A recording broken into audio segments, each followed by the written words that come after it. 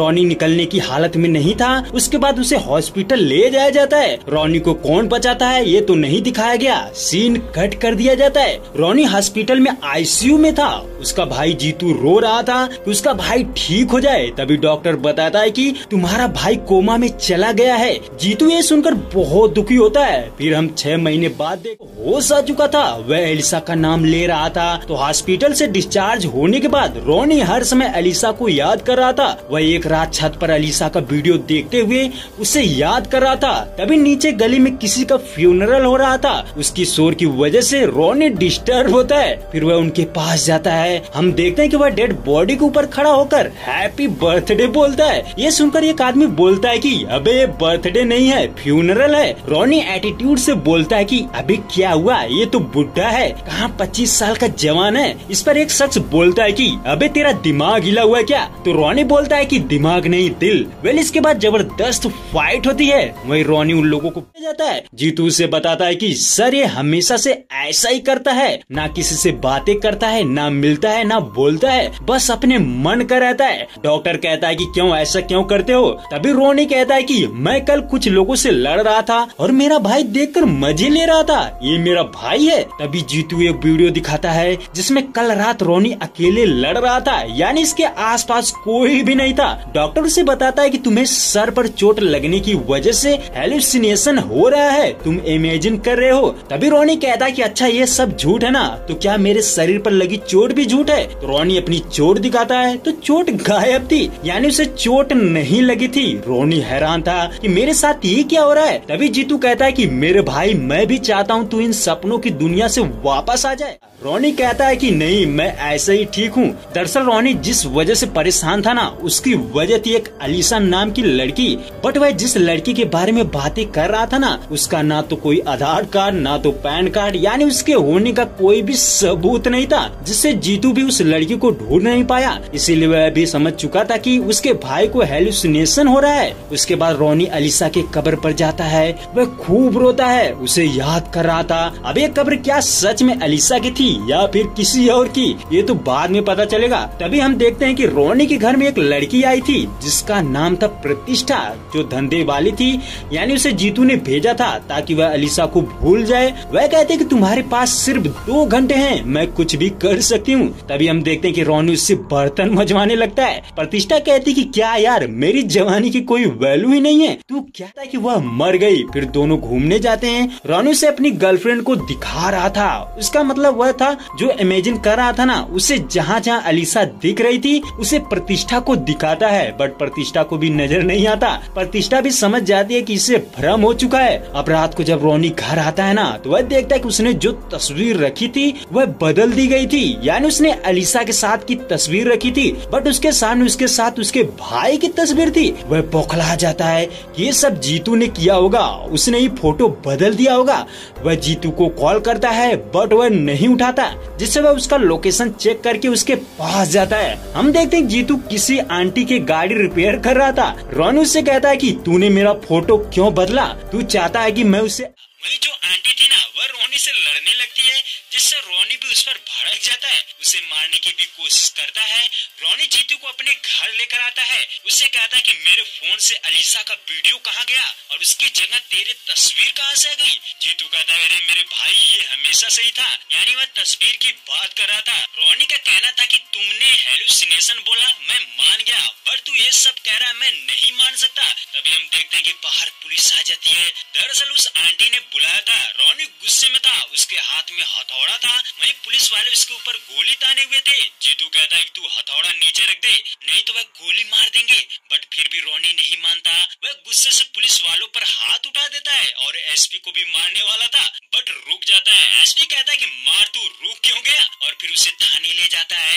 SP पूछता है कि अबे क्या मैटर है, लगता है लड़की का मैटर है। तो जीतू कहता है नहीं सर, कोई लड़की है ही नहीं। इतने में रॉनी अलीसा की कब्र है। तो हम देखते हैं कि वह अलीसा की नहीं बल्कि किसी मार्गरेट नाम की औरत की थी।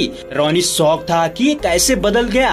एसपी कहता है कि अरे मेरे भाई सच बता, कहाँ है अलीसा की कब्र। खबर। तभी रोनी एक औरत को देखता है जो यहाँ रोज आती थी और रोनी को रोज देखती थी। तो रोनी कहता है कि मैम आप बताइए, मैं रोज यहाँ पर आता हूँ ना। तभी वह औरत कहती है कि मैं पिछले कुछ महीनों से इसे रोज देखती हूँ। फिर मैंने जब कब्र को देखा तो मैं सोची कि यह इसकी माँ होगी। ये सुनते ही रोनी पागल हो जाता है। वह उस औरत का गला पकड़ लेता है कि वह झूठ बोल रही है। अब एसपी को कि रोनी को हेलुसिनेशन आते हैं, वह जिस लड़की को ढूंढ रहा है वह है ही नहीं। इसके बाद कहानी पीछे जाती है। हम रोनी को देखते हैं जो किसी चोर को दौड़ा रहा था। तो वह जल्दबाजी से अलीसा का नया फोन छीनकर उसे मार देता है और फोन टूट जाता है। अलीसा कहती कि ये मेरा न्यू फोन था, अभी मैंने फर्स्ट EMI भी नहीं भरी थी, तूने तोड़ दिया, अब मैं कैसे जीऊंगी।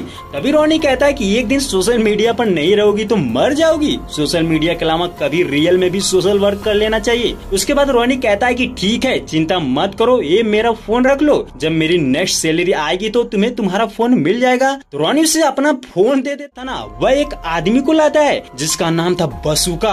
वह उनका बॉस था। बसुका, यहाँ मेरी जान निकल रही है, तुम फोन में बिजी हो। अलीसा कहते है कि तुम्हारे जैसे बहुत से लोग हैं जिन्हें मेरी जरूरत है, इस फोन की वजह से ही मैं किसी की मदद कर पाती हूँ। ये सुनकर रोनी को थोड़ा सैड फील होता है क्योंकि उसने फोन की वजह से उसे बहुत बोला था। अब अलीसा भी उसे देख लेती है और उसके पास आती है। रोनी उसको सॉरी बोलता है। अलीसा देखती है कि रोनी की गर्दन पर चोट लगी थी। वह कहती कि यह डेंजरस हो सकता है। फिर वह उसका इलाज करने लगती है। वही रोनी एडमिट हो जाता है। उसके बाद रोनी कंपाउंडर से बोलता है कि ये अलीसा मैम कब आएगी। वह कहता है कि जब इमरजेंसी होती है ना तब वो आएंगी। तभी रोनी अपनी बैंडेज खोल देता है और इमरजेंसी कहकर, जिससे एक बार फिर से अलीसा आ जाती है। वह उसे देखते ही समझ जाती है कि इसे जानबूझकर बैंडेज खोली है। अलीसा कहती है कि तुम्हें खून बहाने का इतना ही शौक है तो ब्लड डोनेट कर दो, और तुम सड़कों पर मारपीट करते हो, लगता है तुम्हारा दिमाग हिला हुआ है। रोनी कहता है कि दिमाग नहीं दिल। अलीसा मुस्कुराने लगती है। अब नेक्स्ट डे रोनी अलीसा को फोन करके ये बताता है कि चिंता मत करो, कल तुम्हारा फोन मिल जाएगा। अलीसा उससे कहती है कि ये जो तुम इंट्यूशन की बातें कर रहे थे ना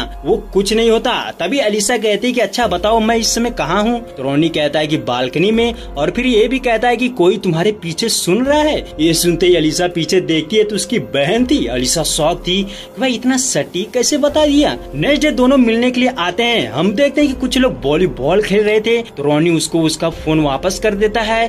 तभी अचानक वहाँ दूसरे प्लेयर्स आ जाते हैं। वह उन प्लेयर्स पर अटैक कर देते हैं। कुछ लोगों को गोलियां भी मारने लगते हैं। रोनी से रहा नहीं जाता, वह उनको मारने लगता है और खूब मारता है। आती है एसपी रोनी से कहता है कि क्या तूने एलिसा को मार दिया, कहाँ है वो। तो वह बताता है कि हमारा एक्सीडेंट हुआ था। तो एसपी कहता है कि ठीक है, जब एम्बुलेंस ड्राइवर तुम्हें लाया था उसने तो देखा होगा कि तेरे साथ एलिसा भी थी। अब एसपी उसे एम्बुलेंस ड्राइवर के पास ले जाता है। उससे पूछता है कि बता, जब तू इसे लाया था तो वहाँ कोई लड़की थी। तो वह बताता है कि नहीं, वहाँ कोई तो लड़की नहीं थी। यहाँ पर भी रोनी गलत हो जाता है। अब एसपी कहता है कि चल सब लोग झूठ बोल सकते हैं बट कैमरा तो झूठ नहीं बोल सकता। वेल अब सीसीटीवी फुटेज चेक किया जाता है। उसमें देखते हैं तो उस दिन गाड़ी में सिर्फ रोनी ही था। एसपी कहता है कि अरे यार अब तो सच बता दे, अब क्यों झूठ बोल रहा है। तभी रोनी एक गाड़ी में अलीसा की बहन कैथरीन को देखता है। वह दौड़ने लगता है, फिर पीछा करते करते उसको पकड़ लेता है। वह अपने पिता के श्राद्ध के लिए आई थी। रोनी कैथरीन से कहता है कि बताओ एलिसा कहाँ है। वह उसे पहचानने से इनकार कर देती है। वह कहती बार बार एलिसा का नाम ले रहा था। तभी वह कहते कि दवा या दारू, तो उसे कुछ याद आता है। वह दौड़ते हुए बाहर जाता है यानी अलीसा के घर पर। वहाँ वह एक तस्वीर को देख रहा था, शायद वहाँ कुछ फेंका था। उसके बाद हम देखते हैं कि उसी घर में बहुत सारे मास्क वाले आ जाते हैं। रोनी उन्हें देखकर चौंक जाता है, फिर क्या उनसे फाइट करता है और बहुत मारता है। रोनी सोच रहा था कि अगर ये हेलुसिनेशन है तो मेरा खून क्यों बह रहा है, जिससे वह समझ जाता है कि सब झूठ बोल रहे हैं, मैं ठीक हूँ। तभी वह एक बंदे को दीवार पर फेंकता है जिससे दीवार पर क्रैक पड़ जाती है। हम देखते हैं उसके पीछे कोई तस्वीर थी। रोनी सबको मार देता है, पर जब वह दीवार के पीछे देखता है तो उसे उसकी और अलीसा की तस्वीर दिखाई देती है। रोनी को थोड़ा राहत मिलती है बट वह फिर भी हैरान था कि कहीं ये मेरा वहम तो नहीं। इसलिए वह जिन लोगों को मारा था ना उनमें से किसी को ढूंढने लगता है कि कोई जिंदा हो जो कंफर्म करे कि सच में यहाँ तस्वीर है। तभी एक बंदा जिंदा था। रोनी उसे पकड़कर तस्वीर के पास ले जाता है। उससे कहता है कि बता यहाँ वह सब कुछ बदल सकता है, यहाँ तक कि मेरा भाई भी उनसे मिला हुआ है। वह इतना गिरा हुआ है कि मुझसे झूठ बोल रहा है। अब वह दौड़ते हुए अपने घर जाता है। वह जीतू को बुला रहा था बट वह नहीं था। तभी रोनी अलमारी में कुछ पैसे देखता है और फिर गन। वह समझ जाता है कि वह मिला हुआ है और फिर उसका लोकेशन चेक करके मैसेज भेजता है कि मैं आ रहा हूँ तेरे पास, अगर सही हुआ तो तुझे मार दूंगा। अब रोनी उस लोकेशन पर पहुँचता है जहाँ उसका भाई था। सुनसान जगह थी, एकदम जंगल टाइप। रोनी देखता है कि उसके भाई को ऊपर लटकाया गया था। रोनी जैसे उसे बचाने की कोशिश करता है, एक गड्ढे में गिर जाता है। फिर वह जैसे तैसे उसे नीचे लाता है। जीतू का कहना था कि उसे अगर वह उसके दिमाग से एलिसा की याद को नहीं मिटाया तो वह दोनों को मार देगा। तो जीतू कहता है कि मैंने ये सब तेरे लिए किया है। तभी उस पर अटैक हो जाता है। हम देखते हैं कि एक पालो नाम का शख्स था जो चाको का भाई था, वह जीतू को मार देता है। रोनी पागल हो जाता है। वह भी उसे मारने की कोशिश करता है बट वह भाग जाते हैं। रोनी उनका पीछा करता है बट नहीं पाता।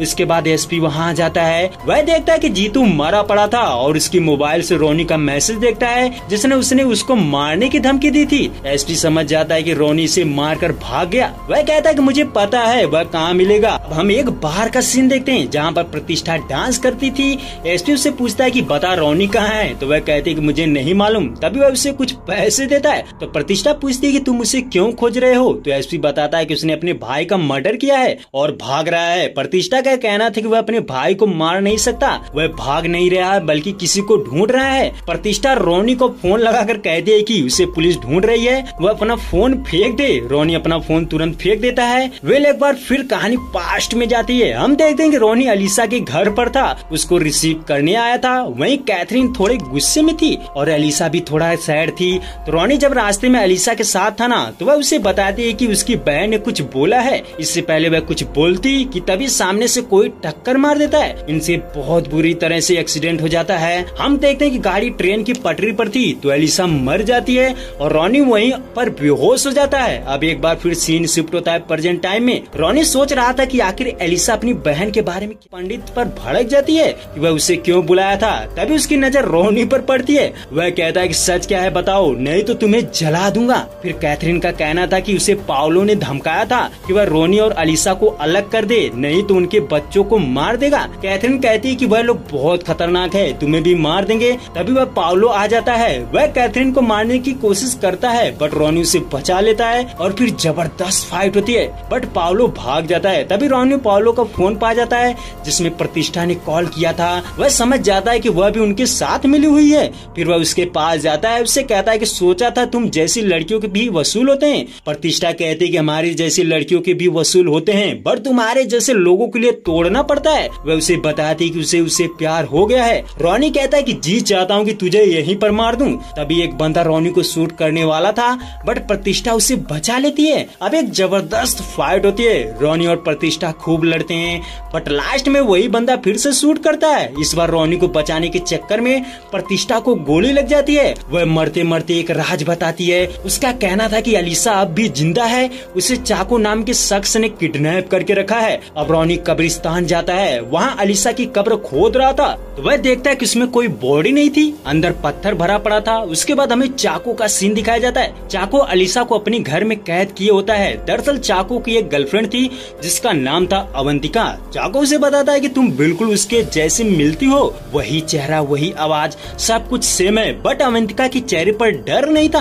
अब हम चाको की फ्लैशबैक लव स्टोरी देखते हैं। अवंतिका डांस कर रही थी, वहाँ कुछ लोग उसको छेड़ने लगते हैं। अवंतिका सभी को ब्रूटल तरीके से मार देती है और फिर जिसने उसे टच किया था ना, उसका हाथ काटकर चाको के पास लेकर आती है और उससे कहती है कि चाको मुझे तुम्हारे सिवा कोई भी छू नहीं सकता। फिर वह उससे शादी करने को बोलती है। चाको कहता है कि उम्र देखी है अपनी। अवंतिका का कहना था कि उसे उम्र से मतलब नहीं है, प्यार चाहिए और फिर उससे कल शादी करने को बोलती है। हम देखते हैं कि चाको भी तैयार था, वह नेक्स्ट मॉर्निंग शादी कर रहे थे। तभी वही बंदा अटैक कर देता है जिसका हाथ काटा था। चाको पागल हो जाता है, वह गॉड के पास जाता है। उससे कहता है कि शैतान की लव स्टोरी में गॉड का क्या काम, तू सोच रहा है कि मैं तेरे सामने झुकूं। फिर वह कहता है कि चल मैं तेरे सामने झुक जाता हूँ लेकिन तुझे मेरी अवंतिका वापस करनी पड़ेगी। वह गॉड को धमकाता है, कहता है कि अगर तू शैतान को ऐमान बनाने पर मजबूर करेगा तो ये जो तेरी दुनिया है ना सबको खत्म कर दूंगा, इसलिए तुझे मेरी अवंतिका वापस करनी पड़ेगी। तभी वह जैसे चर्च से बाहर आता है तो वह अलीसा को देखता है। ये उस दिन का सीन था जब रोनी उन वॉलीबॉल वाले प्लेयर्स को मार रहा था, उधर चाको भी देख रहा था। वह एलिसा को देखकर बहुत खुश होता है, पर जब रॉनी उसे गले लगाता है ना तो वह जलने लगता है। चाको की सोचना था कि गॉड ने इतनी जल्दी अवंतिका को मेरे पास भेज दिया। अब वह हर हाल में उसे पाना चाहता था, इसीलिए उसे रॉनी को रास्ते से हटाना था। इसीलिए वह उनका एक्सीडेंट करा देता है। और जो हमने स्टार्टिंग में देखा था ना कि सिर्फ रॉनी था, तो चाको ने ही उसका एक्सीडेंट कराया था और एलिसा को बचाया था। वेल, कहानी फिर से प्रेजेंट टाइम में आती है। चाको कहता है कि मैं तुमसे बहुत प्यार करता हूँ, तुम मुझसे शादी कर लो। एलिसा का कहना था कि वह शादी नहीं कर सकती क्योंकि वह रॉनी से प्यार करती है। फिर चाको कहता है कि अरे ऐसे आशिक मैंने बहुत देखे हैं, वह जिस्म से प्यार करते हैं, अब तक तुझे तो वह भूल चुका होगा। तभी एलिसा कहती कि तू कह रहा है तो तू मेरे जिस्म से प्यार नहीं करता, तो चल शर्त लगाते हैं। तू 1 महीने कह रहा है ना, अगर रॉनी मुझे 1 साल में भी भूल गया ना तो मैं तुझसे शादी कर लूंगी। अब चाको को भी शर्त मंजूर थी। तो हम देखते हैं कि कहानी प्रेजेंट टाइम में आ जाती है। 1 साल होने में सिर्फ 1 घंटा बचा था। रॉनी पुलिस स्टेशन जाता है। वह एसपी से बताता है कि तुम जिस एलिसा के बारे में पूछ रहे थे ना, वह एलिसा जिंदा है। एसपी ये सुनकर हैरान था। तभी हम देखते हैं कि एसपी हर कोशिश कर ली, उसे हेलुसिनेट करवाया, सबसे झूठ बुलवाया, यहाँ तक कि एलिसा का नामो निशान मिटा दिया, फिर वह उसे भूल नहीं सका। अब कल शर्त का लास्ट दिन है, तो हम क्या करें? इस पर चाको ऑर्डर देता है कि उसे खत्म कर दो। हम देखते हैं कि पाउलो पुलिस स्टेशन पर अटैक कर देता है और अंदर जाकर एसपी से कहता है कि मुझे रॉनी चाहिए। तो एसपी पैसे लेकर रॉनी को उनके हवाले कर देता है। वे इधर देखते हैं कि चाको एलिसा से कहता है कि आज आखिरी दिन है, तुम्हें कुछ दिखाना चाहता हूँ। फिर वह रॉनी और प्रतिष्ठा की तस्वीर दिखाता है, जिसे देखकर एलिसा रोने लगती है क्योंकि उसका विश्वास टूट चुका था। वह कहते हैं कि एक बार मैं रॉनी से मिलना चाहती हूँ। तो चाको कहता है ठीक है। फिर वह उसे रॉनी के पास ले जाता है। एलिसा उसे देखते ही कहती है, पता है रॉनी, ये लोग एक फोटो दिखाकर मुझे ये कह रहे हैं कि तुम मुझे भूल गए, मुझे विश्वास नहीं हो रहा। तभी रॉनी कहता है ये सही है। एलिसा शॉक हो जाती है, वह चिल्लाने लगती है क्योंकि उसने उसका भरोसा तोड़ा था और वह शर्त हार चुकी थी। एलिसा कहती कि मैं तुम्हें देखना नहीं चाहती, तुमने मेरा विश्वास तोड़ा है, अब मैं चाको से शादी करूंगी। वह चाको से शादी करने के लिए तैयार हो जाती है। रॉनी बहुत दुखी था क्योंकि उससे सब जबरदस्ती बुलवाया जा रहा था कि अगर वह ऐसा नहीं है कहेगा तो एलिसा को मार देंगे। इसके बाद रॉनी को जान से मारने का ऑर्डर दे देते हैं। हम देखते हैं कि रॉनी को करंट का झटका देते हैं, वह चिल्लाता है। तभी पता चलता है कि रॉनी जानबूझकर यहाँ आया था क्योंकि एसपी से मिला था। वह कहता है कि मेरा जो साथी है ना, वह उनसे मिला है, वह बता दिया होगा। तो रॉनी सिर्फ एलिसा से मिलने के लिए यहाँ पर आया था। वह अब अपने रूप में आता है और सबको बहुत मारता है। इधर एलिसा तैयार होकर चर्च में जाती है। वह रॉनी सबको मारते हुए चर्च की तरफ बढ़ रहा था और फिर पाउलो भी उससे लड़ने लगता है। रॉनी से मार देता है। जिस तरह उसने उसके भाई को मारा था ना, वैसे वह उसको भी मारता है। फिर वह चर्च में पहुंच जाते हैं। वहाँ पर भी बहुत सारे लोग थे। रॉनी सबको मारते हुए आगे बढ़ता है। वहीं चाको को जब पता चलता है कि इसने उसके भाई को भी मार दिया तो वह पागल हो जाता है। दोनों में खूब लड़ाई होती है। तभी एलिसा रॉनी पर गन तान देती है। वह उसे मारने जाती है बट पलट जाती है। दरअसल जब रॉनी से मिली थी तो रॉनी ने उसे हाथ के इशारे से बता दिया था कि मैं झूठ बोल रहा हूँ। तो एलिसा कहती है कि मुझे विश्वास था ये कभी भी ऐसा नहीं कर सकता। फिर क्या, रॉनी उसे मार देता है। फिर कहानी यहीं पर खत्म हो जाती है।